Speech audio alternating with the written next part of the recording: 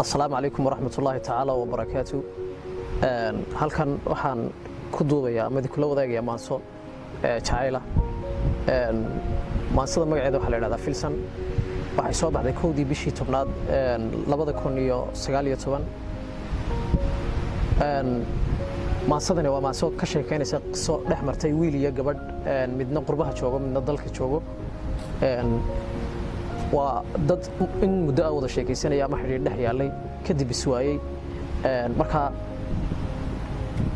baraha bulshada oo ay u adeegsanayaan magaca fiidmeer isu soo marinaya fariin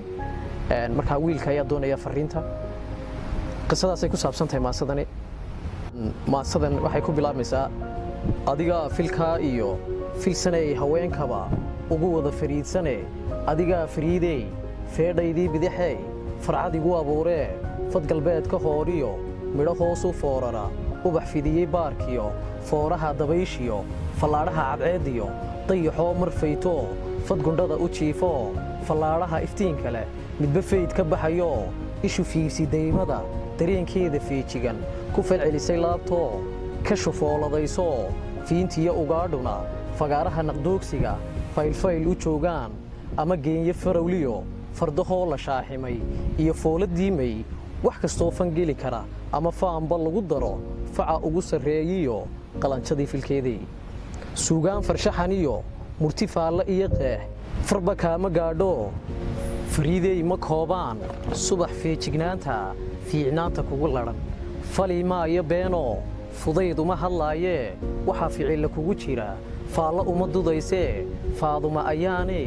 fogaantaada awgeed soo fariimo caashaqa shimbiraha ma faro oo fiidmeerta maan odhan adaa fiidka duuloo feejigan u nooloo sirta aan fashilinine fariintayda qaadoo filsan waxaad tidhaahdaa jacaylkii fogaayo faraqyada dhir sare iyo wuxuu fuulay laamo dhulka hoosu fanawa isna fiidsideedii hadba fiidad cawlku meelahaa fadhiista isagoo fekerayee filsan inan gobeedey maxaan kaa fishaayo aad iigu filan tahay kullay waa faduuloo inaan kuu faq sheegtaa ama kugu fogaadaa fiicnaan ma joogtee jacayl baa